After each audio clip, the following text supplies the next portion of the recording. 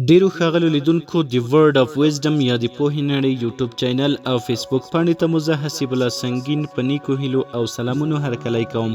په دې هیله چې روغتیا سلامتیا مو په برخه او د ژوند په ټولو ورځنیو چارو کې بریالي او سرلوړي اوسئ.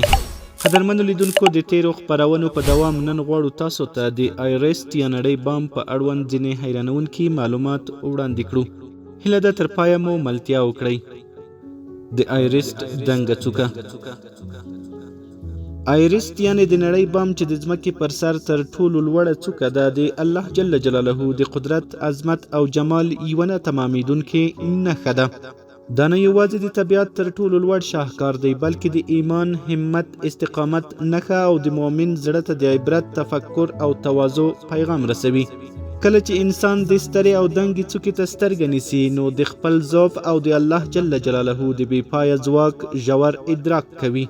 دا غر لکه د تسبیح یوه لویه وږمه د رب العزت د عظمت، حکمت او عظیم تخلیق نغمه تر اسمانه پورته کوي او د مؤمن زړه د سجدو پر لور رابولي. آیرست د نړۍ تر ټولو لوړ غر دی چې د نړۍ بام لقب هم ورکړل شوی دی. دا غر د بحر له سطحې څخه 8848.6 متره او 9001.1 فوټه لوړوالی لري. دا غر د هیمالیا د سلسلې برخه ده چې د نیپال او چین ترمنځ په پوله پروت دی. د دې غره نوم په نیپالي کې ساګامارتا او په چیني کې جومولنګما دی چې معنی یې د نړۍ مور ده.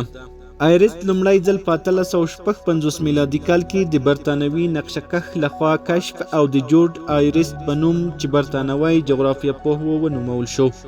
د دې غره شاوخوا سیمې سخته یخني، طوفاني هوا او د اکسیجن کمښت لري او د ژمي په موسم کې د دې غره په لوړه برخه کې د یخنۍ درجه تر -50 سانتیګریډ پورې رسیږي. همدارنګه په یاده برخه کې د اکسیجن د کمښت له امله د مرګ ویره هم شته. سلګونه کسان هر کال هڅه کوي چې د یاد غره سر ته وخیژي، خو دا سفر له ګڼو ننګونو ډک دی او ډیرو کسانو خپل ژوند هم پکې له لاسه ورکړی دی. خو په دې وروستیو کې د دنګې څوکې ته ختنه یوه سوداګریزه بڼه غوره کړې ده چې ګڼ شمېر خلک خیژي. له دې امله ویلی شو چې آیرست غر یوازې یو لوی غر نه، بلکې د انسان د زغم، ارادې او هوډ یوه تر ټولو لویه نښه ده.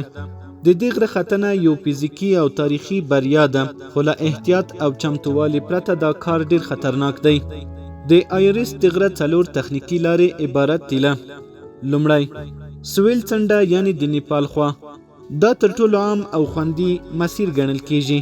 اساسي کمپ په 5340 مترۍ کې پروت دی چې د ختلو سلسله له دې ځایه پیلیږي او له دې لارې لومړی ختنه په 1953 میلادي کال کې ترسره شوه. دوهم، شمالي څنډه یعنی د چین خوا. د دې لارې اساسي کمپ په 5150 مترۍ کې پروت دی، خو وروسته له دې 3 نور لوړ کمپونه هم شتون لري.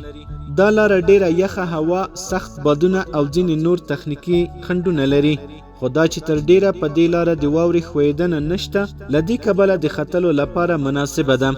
په دې لاره لومړی ختنه په 1960 میلادي کال کې د چیني ختونکو له لوري ترسره شوه.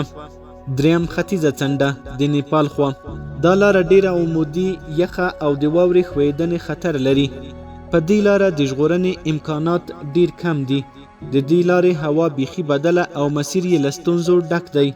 له دې لارې ډیرې نادرې ختنې د پوره تجربه لرونکو ختونکو له لوري ترسره شوي دي. څلورمه، لویدیځه څنډه. دا یوه تاریخي او سخته لار ده.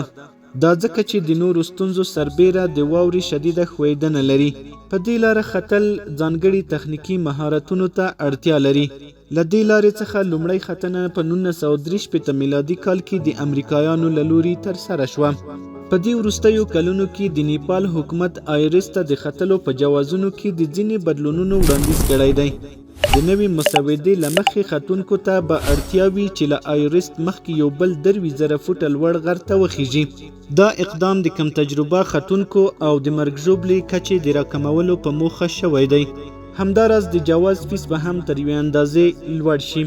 که تاسو هم غواړئ چې د آیرست دنګو غرونو ته وخیژئ، نو باید لاندې کارونه ترسره کړئ: د نیپال حکومت څخه د ختلو جواز ترلاسه کول، لارښود او د اکسیجن انتقال کارکوونکي پیدا کول، د ختلو مناسب بوټان، د یخنۍ ضد جامې، مناسبه غذا، دستکش، خولۍ، ماسک او داسې نور تجهیزات له ځان سره وړل. همداراز د ختلو مخکې باید رواني او فزیکي چمتووالی ولرئ او هر اړخیز تمرینونه ترسره کړئ. ښه ختنه له 6 څخه تر 8 اونیو وخت نیسي.